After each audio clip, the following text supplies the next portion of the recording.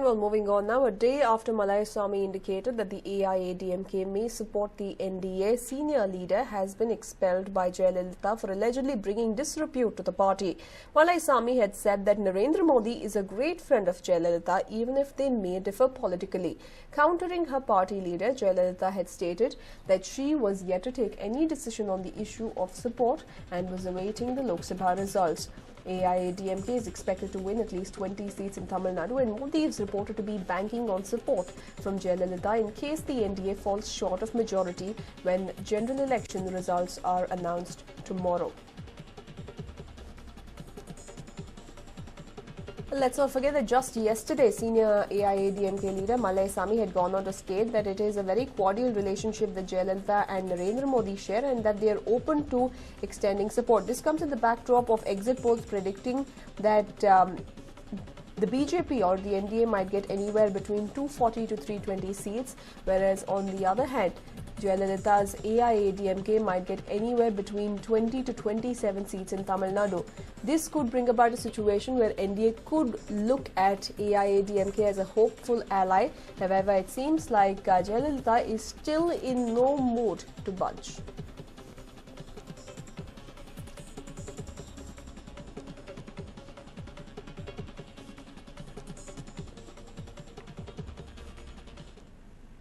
Moving on now, members of the Mandya Congress Seva Dal performed a special puja for Ramya's victory in the Lok Sabha polls. They performed Homa and Puja at the Ganapati temple at Pandavapura. Meanwhile, members of the Youth Congress too held special prayers for Bangalore Central candidate Rizwan Arshad. Well, it seems like the Congress has become extremely unsure of its results that will be announced tomorrow, and the supporters of Mandya Congress candidate Ramya as well as Bangalore Central candidate Rizwan Arshad today sought divine intervention for positive results tomorrow.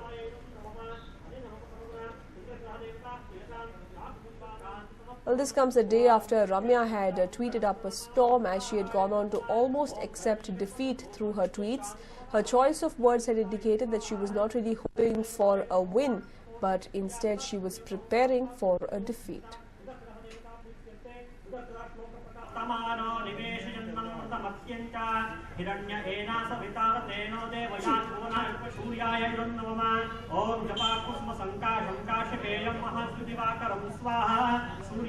Well, these were the scenes witnessed in Mandya as supporters of the Congress candidate held a puja with posters put up, and everyone interested being invited. Supporters performed a special puja for the actress turned politician.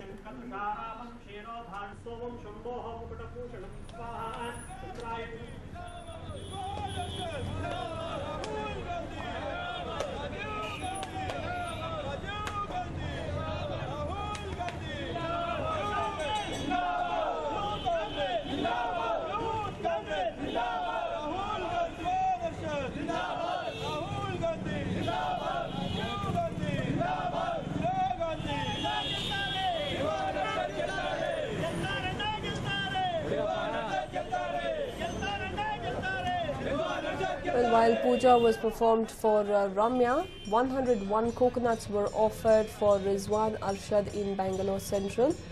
While Ramya is contesting for the second time after her by-polls last year, which she won handsomely, this time around, Rizwan Arshad is a debutant who is facing incumbent MP PC Mohan of the BJP. Although both the young leaders who come from Rahul Gandhi's Youth Congress camp seemed confident before the elections, after the exit polls were around and just before the results are to be announced, it looks like their supporters have turned to divine intervention to bring in positive results for their desired candidates.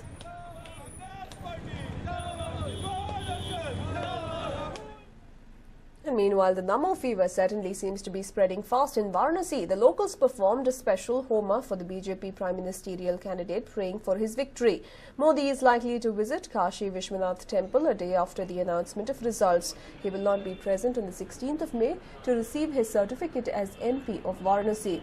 His representative will be there to receive it, but this has not dampened the spirits of the people as they have made elaborate plans to welcome Modi to the constituency.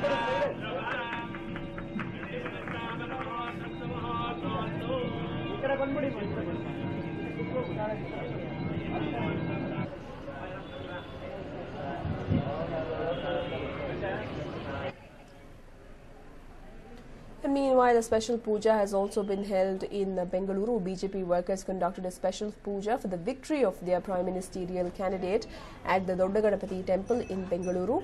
An extensive homa was performed even as they placed posters and pictures as well as placards of Narendra Modi right next to the homa.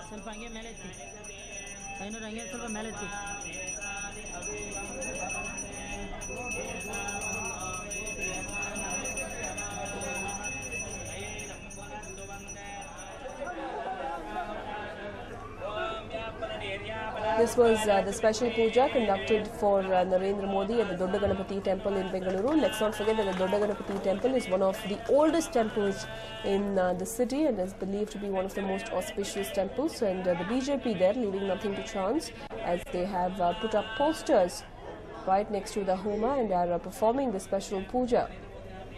This comes even as in Varanasi there is an effigy of Narendra Modi built, and a puja is being performed to welcome him to the constituency where he is contesting from. Well, rumours are rife that in the event of Narendra Modi winning both constituencies of Vadodara and Varanasi, he will most probably be retaining the latter.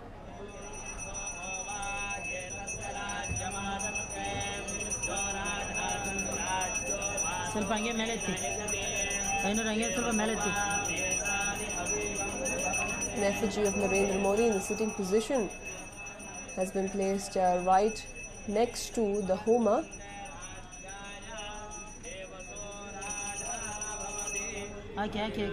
Even as supporters performed the puja, it was almost a lifelike figure of Narendra Modi who was sitting right with them.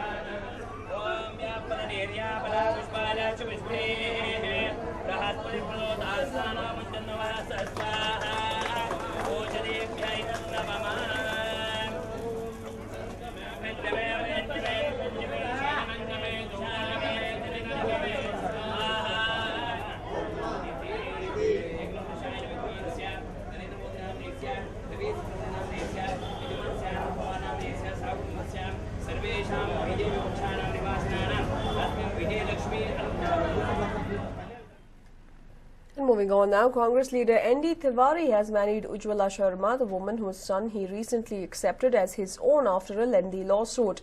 Former Uttarakhand Chief Minister N.D. Tiwari has tied the knot with Ujjwala Sharma, the mother of his son Rohit Shekhar, in Lucknow. Earlier, Ujjwala Sharma had filed a police complaint against the Congress leader's officer on special duty, Bhavani Bhatt, and security personnel for not allowing her to enter Tiwari's house. The Delhi High Court on the 24th of April had declared Rohit Shekhar as Tiwari's biological son. Let's listen to what N.D. Tiwari had to say. मैं तो खुद पत्रकार रहा हूँ, आपको मालूम के editor भी रहा हूँ, तो आप सबका आशीर्वाद, सामूहिक आशीर्वाद और आप सबके शुभकामनाएं, एक पुराने पत्रकार होने के नाते भी मैं आपका स्वागत करता हूं। ये अपनी विद्वान हमारी पत्नी है, जो एक बहुत अच्छे विद्वान परिवार की भी हैं, तो मैं आज आपका सबका आशीर्वाद और आपका की सद्भावना और आपका भविष्य के लिए सहयोग भी ये प्राप्त करने की आकांक्षा से यहाँ आया हूँ और यही आकांक्षा अभी डॉक्टर साहिबा ने भी बताई होंगी। क्या आगे का क्या प्रोग्राम का जो था प्रोग्राम हमारा था वो आर्थिक, राजनीतिक और सामाजिक, और एक पत्रकार के पुराने नाते होने के नाते मुझे थोड़ा इस बात का अनुभव भी है, तो हम दोनों आपका सपरिवार आपका आशीर्वाद व सद्भावना चाहते हैं। Let's also listen to what Ujjwala Sharma had to say. स्वाभाविक है, आप बहुत ही आह्लादित हूँ, मैं बहुत प्रसन्न हूँ। कब लिया आपने शादी का फैसला, और कल की बात करें तो किस तरह का फंक्शन हुआ? असल में मुझे ऐसा लगता है कि तिवारी जी के मन में ये बात बहुत दिनों से चल रही होगी, लेकिन मुझसे जो उन्होंने बात की है वो पिछले कोई 4-5 दिन से उन्होंने कहा कि मैं चाहता हूँ कि इस संबंध को, जो कि समाज स्वीकार ही चुका है, उसको मैं सामाजिक मान्यता भी देना चाहता हूँ अपनी तरफ से। एक विधिवत विवाह संस्कार होना चाहिए, और उन्होंने ये भी कहा कि इसको बहुत ही अपने जो अंतरंग लोग हैं उन्हीं के बीच में ये सेरेमनी बहुत लो प्रोफाइल में रखते हुए होनी चाहिए, और उसके बाद जब कानूनी कार्यवाही पूरी हो जाएगी, इसके बाद जो कानूनी फॉर्मेलिटीज भी होती हैं उनको पूरा करने के बाद तिवारी जी का ये कहना है कि वो सबको, और मैं भी चाहती हूँ और तिवारी जी भी चाहते हैं कि जितने भी बंधुजन आप हैं, और भी इतना बड़ा तिवारी जी का बहुत बड़ा सर्कल है, बहुत बड़ा कुटुंब है उनका, तो उन सबको हम लोग आमंत्रित करेंगे और अपनी इस खुशी को शेयर करना चाहेंगे।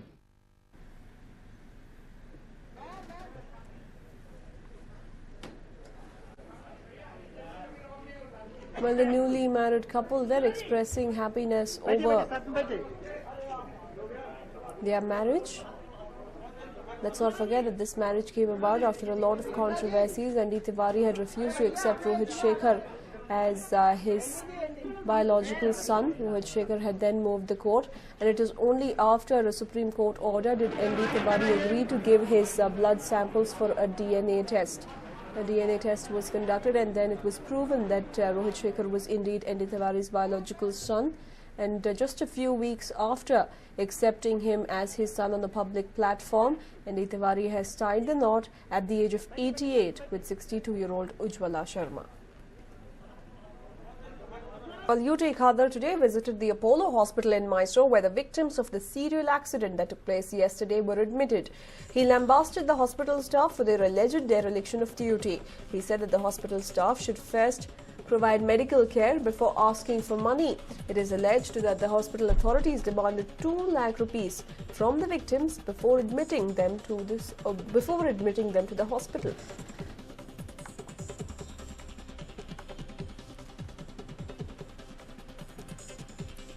Let's listen to what the health minister had to say in this regard. Apollo ಆಸ್ಪತ್ರೆಗೆ ಸಂಬಂಧಪಟ್ಟಂತೆ ಅಲ್ಲಿ ನಮಗೆ ಮಾಹಿತಿ ಸಿಕ್ಕಿದ ಒಂದು ವೇದಿಕೆ ಏನಂತ ಹೇಳಿದರೆ, ಇವತ್ತು ಆ ಪ್ರದೇಶಕ್ಕೆ ಹೋದಂಥ ಸಂದರ್ಭದಲ್ಲಿ ಫಸ್ಟ್ ನೀವು ಇಲ್ಲಿ ದುಡ್ಡು ಕಟ್ಟಿ ಇಲ್ಲದೆ ನಾವು ಅಡ್ಮಿಷನ್ ಮಾಡೋದಿಲ್ಲ.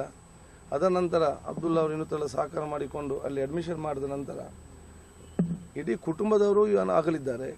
ಯಾರಂತ ಯಾರಂಗೆ ಗೊತ್ತಿಲ್ಲ. 2 ಕುಟುಂಬಗಳು ಬಹುಶಃ ಶೇಕಡ 70 ಜನ ಬಹುಶಃ ಹಿರಿಯರೆಲ್ಲ ತೀರಿ ಹೋಗುವಂಥ ಪರಿಸ್ಥಿತಿ ಆಗಿದೆ. ಅಲ್ಲಿ ಅವರಿದ್ದಾರೆ, ಯಾವ ಸಂಬಂಧಿಕರು ಕೂಡ ಅಲ್ಲಿ ದೇಹ ತೆಗೆಯುವಂಥ ಅಂತ್ಯಕ್ರಿಯೆ ಪರಿಸ್ಥಿತಿಯಲ್ಲಿದ್ದಾರೆ. ಇಲ್ಲಿ ಬಹುಶಃ ಮಾನವೀಯತೆ ದೃಷ್ಟಿಯಿಂದ ಜನಸಾಮಾನ್ಯರು ಸ್ವಯಂ ಸೇವಕರು ಇಲ್ಲಿ ದುಡಿತಿದ್ದಾರೆ. ಇವರು ಅವ್ರ ಹತ್ರ ಬಂದು ನೀವು 2 ಲಕ್ಷ ಕಟ್ಟಿಲ್ಲ ನಾವು ಆಪರೇಷನ್ ಮಾಡಿದ, ಬಹುಶಃ ನೀವು ದುಡ್ಡು ಆಪರೇಷನ್ ಮಾಡಿ ಒಂದು ನಮಗೆ ಗಮನಕ್ಕೆ ಬಂದಾಗ ನಿಜವಾಗ್ಲೂ ಕೂಡ ನಮಗೆ ಇವತ್ತು ಬೇಸರ ಆಗಿದೆ. ಇವತ್ತು ಸುಪ್ರೀಂ ಕೋರ್ಟ್ ಡೈರೆಕ್ಷನ್ ಇದೆ, ಸುಪ್ರೀಂ ಕೋರ್ಟ್ ಸ್ಪಷ್ಟವಾದ ನಿರ್ದೇಶನ ಇದೆ. ಯಾವುದೇ ಒಂದು ರೋಗಿ ಆಸ್ಪತ್ರೆಗೆ ಬಂದಾಗ ಅವನನ್ನು ದುಡ್ಡಿಗೋಸ್ಕರ ನಿರಾಕರಿಸಲು ಸಾಧ್ಯವಿಲ್ಲ ಎಂಬ ಸ್ಪಷ್ಟವಾದ ಸಂದೇಶದರೂ ಕೂಡ ಇವತ್ತು ತಿಳುವಳಿಕೆ ಮತ್ತು ಶಿಕ್ಷಣ ಪಡೆದಂತಹ ಈ ರೀತಿ ಆಗುವುದಾದರೆ ಇನ್ನು ಗ್ರಾಮೀಣ ಮಟ್ಟದ ಪ್ರದೇಶ ಅನ್ನೋದು ನಾವು ಇವತ್ತು ಆಲೋಚನೆ ಮಾಡಬೇಕು.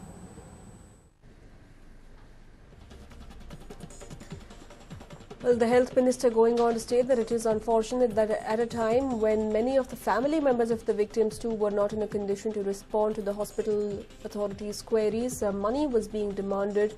There were children, there were the aged who were involved in this accident, and the hospital authorities were busy asking for money, and that is what hurt him and upset him the most.